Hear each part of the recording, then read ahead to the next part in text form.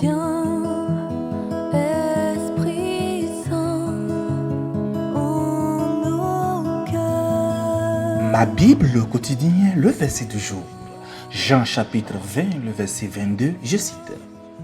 Après ces paroles, il souffla sur eux et leur dit, recevez le Saint-Esprit. Fin de citation, glorifiez le Seigneur.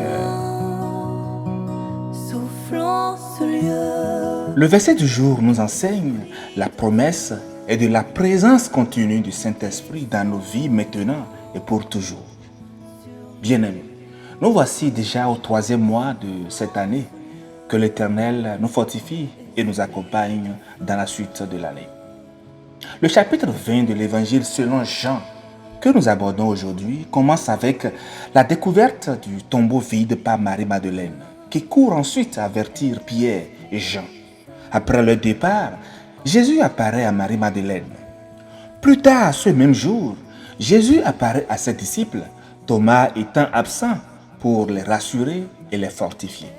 C'est dans ce contexte de peur, de doute, mais aussi d'espoir renaissant que s'inscrit notre verset du jour, le verset 22, qui dit « Après ces paroles, il souffla sur eux et leur dit « Recevez le Saint-Esprit ». Les paroles dont il s'agit ici dans le verset sont celles que je viens de rappeler dans le contexte. Le verset continue en disant « Il souffla sur eux ». Ce geste de Jésus est profondément spirituel. Dans la Bible, le souffle est souvent associé à la vie et à l'esprit, Genèse 2, le verset 7.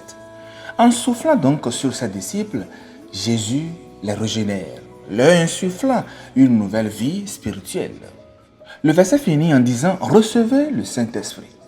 Jésus leur confère le Saint-Esprit, l'Esprit de Dieu, qui va les guider, les conforter et les habiter. Cet acte que Jésus a fait inaugure une nouvelle ère pour les disciples, ce qui les a transformés de simples suiveurs en témoins et porteurs de l'Évangile. Bien-aimés, ce passage souligne donc la transition de la mission de Jésus à celle des disciples et à nous aussi aujourd'hui. Avec le don du Saint-Esprit, les disciples étaient équipés pour continuer l'œuvre du Christ sur terre. Cela nous enseigne, nous croyants aujourd'hui, l'importance cruciale de l'Esprit Saint dans nos vies, non seulement comme source de confort et de guidance, mais aussi, bien-aimé, comme le sceau de notre appartenance à Dieu. Éphésiens 1, les versets 13 à 14. Chers amis, Jésus nous a envoyé le Consolateur, le Saint-Esprit, et il nous guide à chaque instant.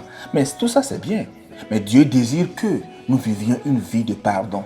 Nous devons choisir de suivre Dieu et de pardonner chaque offense qui nous est faite, de la plus petite à la plus grande, même si le diable essaie par tous les moyens d'empoisonner nos pensées par l'amertume.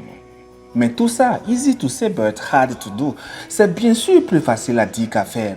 Mais Dieu ne s'attend pas à ce que nous le fassions sans son aide. Nous ne pouvons pardonner sans la puissance du Saint-Esprit.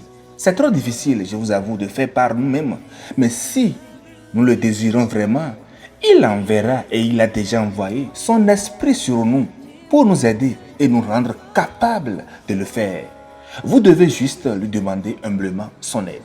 Bien-aimé, quand Jésus a soufflé sur ses disciples dans le verset, il leur a dit « Recevez le Saint-Esprit ». Dans l'enseignement qui suit ce passage, le verset 23, Jésus demande de pardonner aux gens. Il dit, ceux à qui vous pardonnerez les péchés, ils leur seront pardonnés. Et ceux à qui vous les retiendrez, ils leur seront retenus. En ce nouveau mois, bien-aimés, Jésus nous dit la même chose. Il veut nous remplir du Saint-Esprit et nous rend capables de pardonner. Mais nous devons demander son esprit et le recevoir. Si nous le désirons, nous le souhaitons, Dieu peut nous donner la puissance pour nous débarrasser de toute amertume et rancune qui séjourne dans notre cœur. Demandons à Dieu d'envoyer le souffle du Saint-Esprit sur nous afin que nous puissions pardonner aux personnes qui nous ont fait du mal. Ouais, aux personnes qui nous ont fait du mal.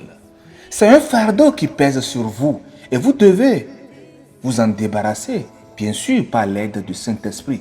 Ainsi, vous pourrez donc produire et être porteur du fruit de l'esprit qui est l'amour, la joie, la paix, la patience, la bonté, la bienveillance, la foi, la douceur, la tempérance. Galates 5, les versets 22-23. Chers frères, chers sœurs, demande à Dieu de t'aider et il le fera dans la présence du Saint-Esprit. Bonne méditation et moi béni à tous dans la présence du Saint-Esprit. Alléluia chez vous.